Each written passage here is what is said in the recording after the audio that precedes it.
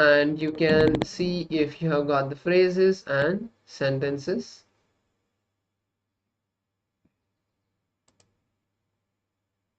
All of you can also see the text. So let me read. It says, 200 forms of Indian singing styles are available rooted in Samagana, Samaveda. This is one of my Anyakara for Bidadi campus. Please understand, when you live these four tattvas or principles of integrity, authenticity, responsibility, and enriching, you will first of all unearth so much energy in your inner space. Get it out. I can see in my own organization, in my own experience, and in many other organizations which follow these principles, human beings have so many wonderful things inside them that they should be unearthed. These four tattvas or principles will unearth all your possibilities. Second, it will help you unearth others' possibilities. This is the essence or the input I want to give. I bless you all to be successful in living these four principles. Today I received a message from a devotee who wanted to take up the life of a renunciation sannyas. She said, I have posted the picture of the beautiful house that and life I am going to leave behind when I take sannyas. I sincerely request you, if you still think that there is something beautiful in your life which you have to leave behind for sannyas, please enjoy that first. Complete it. Do not come and take sannyas without completing all your other enjoyments. Otherwise, there will be a deep vengeance in you when you see other people enjoying those things. When you are renouncing out of completion, you will you want all others to enjoy their life and whatever gives them most joy. Sannyas is the renunciation that comes out of total completion. Understand, out of completion, that Shiva gives up on wealth, the Samantaka jewel, Kubera, and all the valuables. So this is the text that was projected for all of you, and that all of you were shown. So were you able to see many sentences? Were you able to see a few words? What was your experience? You can share that in the Zoom chat. And now let's manifest the second round of this power. We'll be showing you the next page once again. This time it's going to be the page 202 of the Science of Living Enlightenment. So here we have the page. This time we'll be showing it only for 30 seconds. So all of you can intensely look at the page. Feel that the page is being downloaded into you by Paramashiva. Drop all the thoughts and intensely gaze at the page.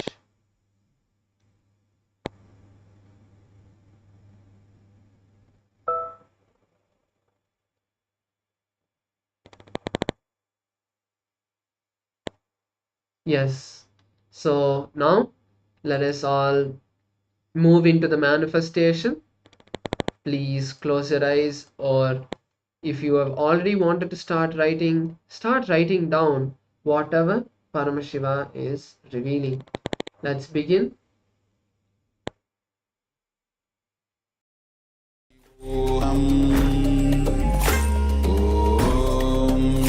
Nityananda Paramashivoham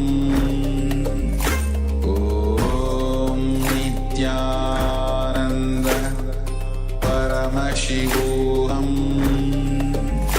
Om Nityananda Paramashivoham Om Nityananda Paramashivoham Om Nityananda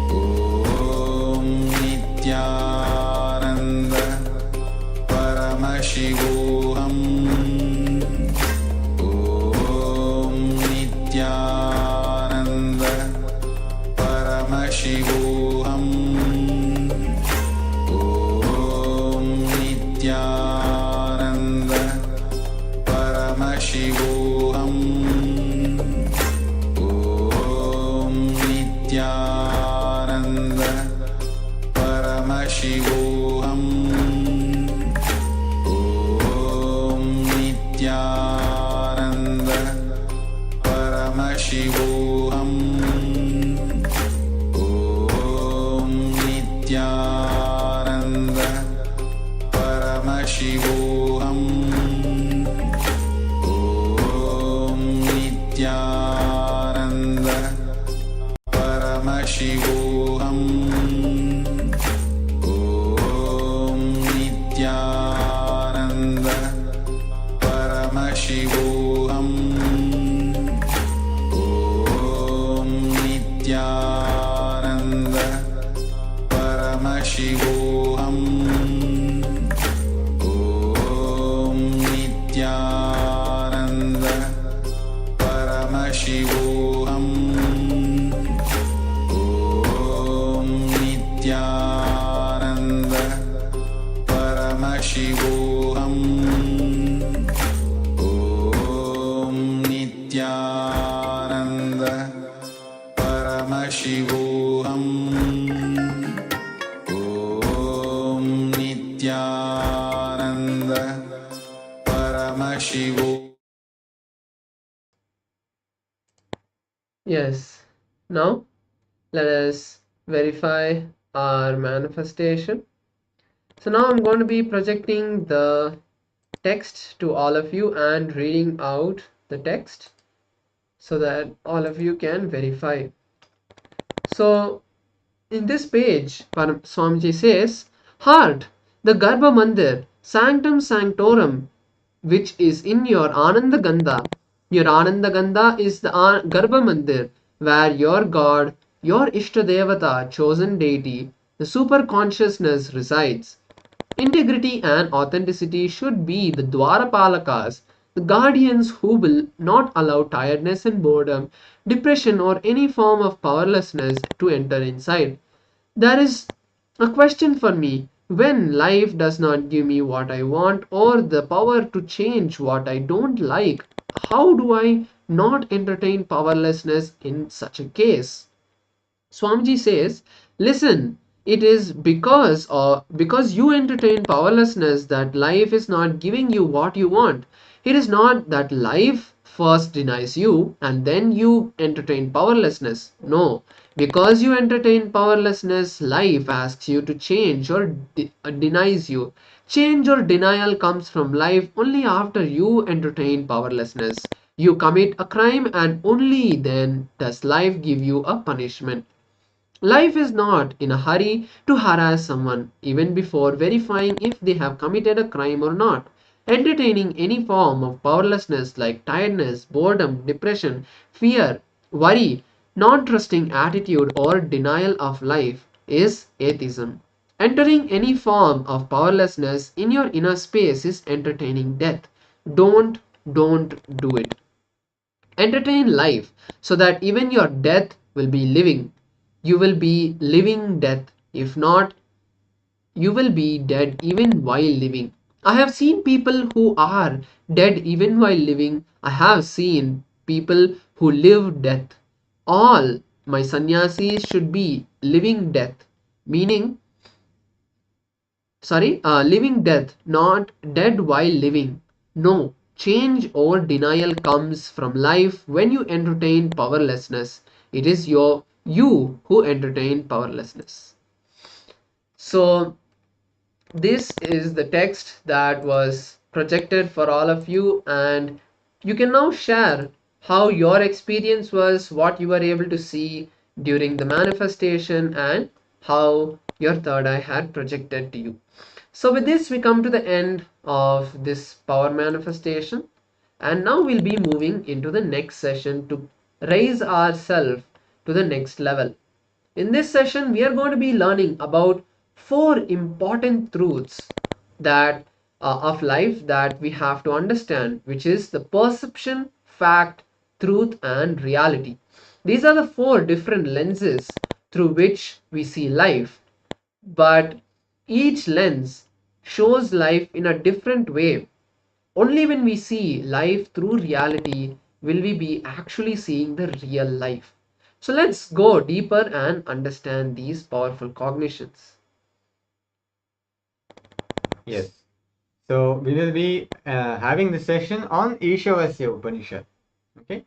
We'll be seeing into what is perception, what is fact, what is truth, and what is reality. So let us have this pure questioning. What is the base material of this world? Is it air? Maybe it is water. Is it atom, molecules, five elements, earth, or maybe it is something else? The Ishavasya Upanishad says, Ishavasyamidagum sarvam yatkincha jagatyam jagat tena tyaktena bhunjitamagridhakasya svidhanam. Consciousness enveloped must this all be.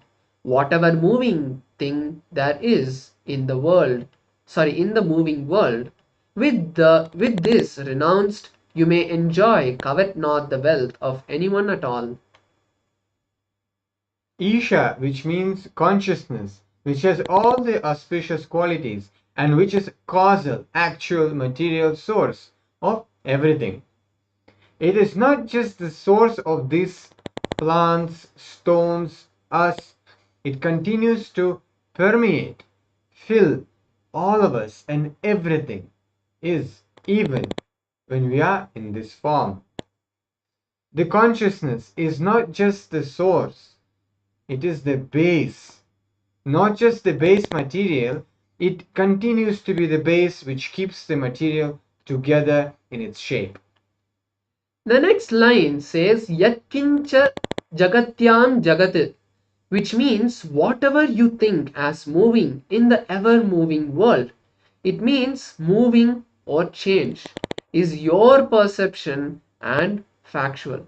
Many times your perception is not factual. Your factual is not the truth. Your truth is not the reality.